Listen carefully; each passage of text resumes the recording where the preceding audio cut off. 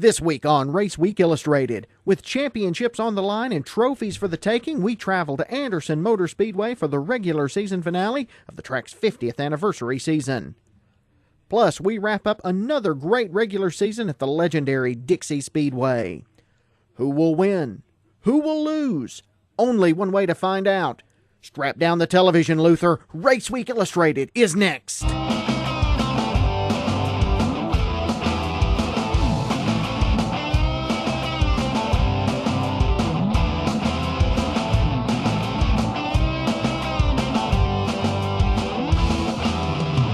Hi folks, welcome to Race Week Illustrated. I'm Brandon Reed. Thanks so much for being with us this week. We've got a lot of action to bring to you between asphalt racing and dirt track racing this week, so let's get started with this week's headlines. R.A. Brown scores the win while Justin Sorrow claims the late model stock championship at Anderson Motor Speedway. Chase Elliott powers to the pro late model regular season finale at Five Flags Speedway. Austin Hill scores his first career NASCAR K&N Pro Series East victory at Dover, and Ed Clark and Amber Fleeman score Legends victories at Atlanta Motor Speedway. For more on these and other stories, visit us online at RaceWeekIllustrated.com. Our lead story, there was a lot on the line for a lot of drivers at Anderson Motor Speedway in Williamston, South Carolina back on September 27th, with drivers looking for one more chance to score a victory in the track's 50th anniversary season. But there was more than that, as several drivers were looking to wrap up the championships in their respective divisions in one more Friday night of short track action at the 3/8 mile, with a packed grandstand full of fans in attendance. We begin our coverage with the BM Modifieds, where Casey Tucker charged to the outside as the leaders went three wide. Tucker moves to the lead with Beanie Gillespie and Austin Northcutt giving chase. Caution lap 2 when Northcutt goes around in the turn, collecting Chuck Mitchell and Tim Stokes in the process. The caution will fly again on the restart, this time when Mitchell goes around off the bumper of Stokes. Both are able to continue. The yellow will fly again on the next restart when Mitchell goes around. Northcutt also got a piece of this as he heads to the pits with a flat right front tire. Northcutt had wrapped up the championship chase the week before and would be the division champ no matter what, but he still wanted to finish the year with a win. His crew gets the tire changed and he charges back into the fray. On the restart, Tucker moves back to the lead while Sean Gibson went to work on Gillespie, picking up the second position off turn 4. Gibson has a scary moment one lap later when he slides way high off turn 4, but he's able to hang on to the car and to the position. Meanwhile, Mitchell is on the charge. He makes his way up to third as Tucker checks out. As the feature approaches halfway, you can throw a blanket over the fight for second as Gibson, Mitchell, Northcutt, and Stokes all vie for the runner-up spot. Meanwhile, up front, it's all Casey Tucker as he drives away from the field to score the BM Modified victory. Gibson finishes in second. 2013 BM Modified champ Austin Northcutt comes home in third, with Stokes in fourth and Taylor Marshall in fifth. The top five became jumbled in the closing laps after Chuck Mitchell was sidelined with engine woes. Let's hear from the winner and from the champion. You just ran away from him tonight. Tell us about it. Car was perfect. It smokes a little, but it does that every week, so we're not worried about it. We got to pull it out and fix it for the next season. Good championship to Austin. Thanks to Joe Fields, my grandmother, my granddad, anybody else who I'm forgetting that helps us at home. It was an awesome car, awesome race. It was fun. Congratulations. Thank you. All right, partner, Austin, congratulations. You are the BM Modified champion for 2013. Tell us how it feels. Oh, it feels great, man. To win back-to-back is pretty special down here. And we hadn't been real great the last couple of weeks, but still good. I got to thank my dad. I mean, never fell out of a race or anything this year. I just got to credit that to him and my car owner, Jerry Bryant. Man, if it wasn't for him, this wouldn't even be possible. And more than anything, I want to thank God, because once again, with him, I wouldn't even be here right now. Congratulations, partner. The Legends feature was up next with Corey Parham and Trey Eidson bringing the field to green. Eidson would power out to the early lead with Parham and Kevin Ellison in pursuit. Riley Halverson had come into the night looking to wrap up the points championship and would move his way forward over the opening laps. By lap 6, he was following in Parham's tire tracks and would move his way around to take second. 5 laps to go and Halverson is all over Eidson. He worries the leader time after time, looking for daylight and the opportunity to move up to the top spot.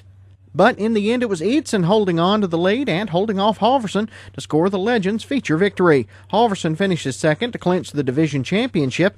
Rex Brown finishes in third, with Parham in fourth and Randy Gunton in fifth. We caught up with the winner and the champion in Victory Lane. All right, partner. Looks like Riley gave you a heck of a run for your money, but you held on to it to score the win. Tell us about it. Yeah, the car took off a little slow there, but once, I guess, a little tight on entry, but, we held on to win. That's all that matters. That was my teammate right there behind me, so I figured if it was somebody else, I might have got roughed up. But I got to thank Ryan Farbo. Congratulations, Riley, on the track championship. Thank you guys for being here. Thank you, partner. Congratulations. Appreciate it. Thank you. All right, Riley, congratulations as the 2013 Legends champ. Tell us how it feels. It feels great. It was my first championship ever in a race car, so, I just got to thank all the people behind me, my mom, dad, Ryan Farbo for giving me a great car every weekend, TG Tire Solutions for the great tires, US Legends cars for the great chassis and engines, and everybody that helps out. Congratulations, partner. Thank you. The mini stocks were up next, and check this out. David Darnell wanted to make a statement and make it early, and did he ever, charging from third to second, then powering on to first on the opening lap to sweep into the lead. One lap later, last week's winner BJ Thrasher moves to second and begins looking to reel in Darnell for the lead. Lap 5 division points leader Chad Campbell moves to third and looks for a solid finish to wrap up the division title. Meanwhile, up front, Thrasher had caught the leader. Thrasher looks time and again for an opening around Darnell, but Darnell finds a way to hold on. Lap 13, Thrasher gets the run on Darnell off turn 4, and in turn 1, he's got him. Move Thrasher to the top spot with 5 laps to go. From there, it's Thrasher's race as he will lead the final laps to score his second straight mini-stock victory. Darnell finishes in second. Campbell crosses under the checkers in third to lock up the 2013 mini-stock championship. Brandon Seegers finished in fourth, with Josh Roach in fifth. We caught up with the winner and the champion in Victory Lane. BJ, 2 in a row. Tell us how it feels. It feels real good. I've been waiting to do this a long time. Maybe next year I can add on to this. I want to thank Ken, Tent Plus, my daddy, setting thing up. Past 2 races, this thing's been on a rail. Congratulations, partner. Thank you. Congratulations as the 2013 champion. Tell us about how it feels. Well, it was good. We just needed to get through the first few laps, get single file. Wasn't going to be too aggressive tonight. Didn't make any sense. We just had to run a safe race. Didn't want to tear anything up, and certainly didn't want to do anything stupid that would take us out of the race. Congratulations, partner. Thank you. I appreciate it. The Evergreen Renegades were next on the track, with division points leader Blake Gregory jumping out to the early lead, with Jack Robertson and Steve Guthrie in hot pursuit. Lap 5, Guthrie had moved to second, but slows suddenly with engine issues. His night is over. About the same time, Philip Peters in the number 11 has engine trouble. His engine will detonate on pit road. The red flag comes out as track officials clean up oil from Peters' blown engine. Lap 7, back under green, Gregory leads with Robertson in second. Gary McJunkin is on the charge, and he and Chris Whitfield go at it for third. Give the spot to McJunkin. Lap 11, McJunkin is all over Robertson for second. They lean on each other pretty good, with McJunkin making the pass. Robertson tries a crossover move off turn 4 and hooks McJunkin, sending the 0-2 into the inside wall. That brings out the caution. McJunkin has minimal damage, but he's hot under the collar. He lets Robertson know he's not happy about the contact. Some of the fans in the stands voiced their disapproval as well. Back under green, Gregory holds the lead with Whitfield in second and McJunkin in third. Lap 13, McJunkin and Whitfield make contact as they fight for second. Both go sliding, but they both hang on to it.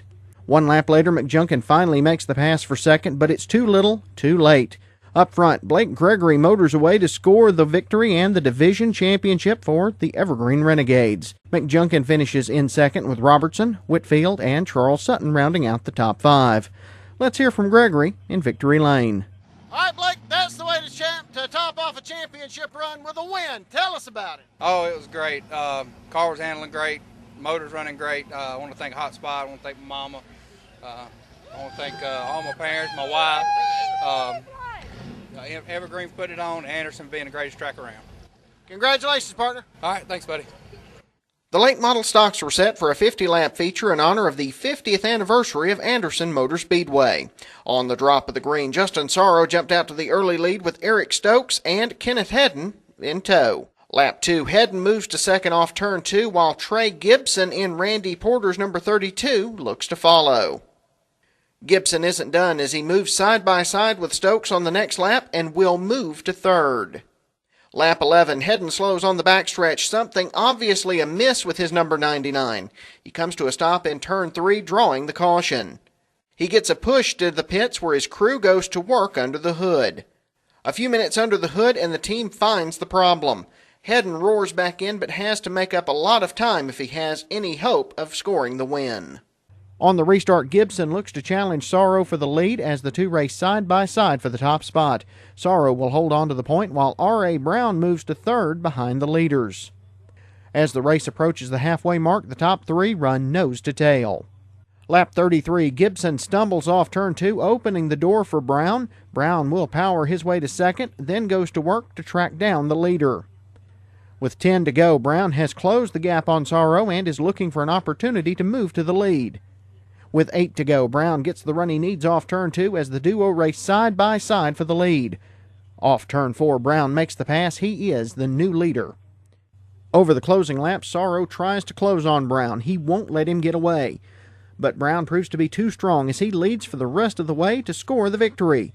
Sorrow finishes in second, and that's good enough to make him the 2013 late model stock champion. Gibson finishes in third with Stokes in fourth. Hedden comes back to finish fifth after his early race woes. Let's hear from the winner and the champion. All right, partner, you had to work hard for that one. Tell us about the win. Well, it was a lot of fun. I got to thank Justin Hopgood, Theory Chassis. That thing was on a rail. It just, it wasn't as easy as it looked, but it was a good run. Enjoyed it. Congratulations. Good way to end the season, huh? Yeah. This car is awesome. I got to thank Hopgood, Theory Racing Chassis once again. Thanks, partner. Thank you, sir. All right, let the celebration begin. Justin Sorrow, congratulations. You're the 2013 late model stock champ at Anderson. Tell us about it.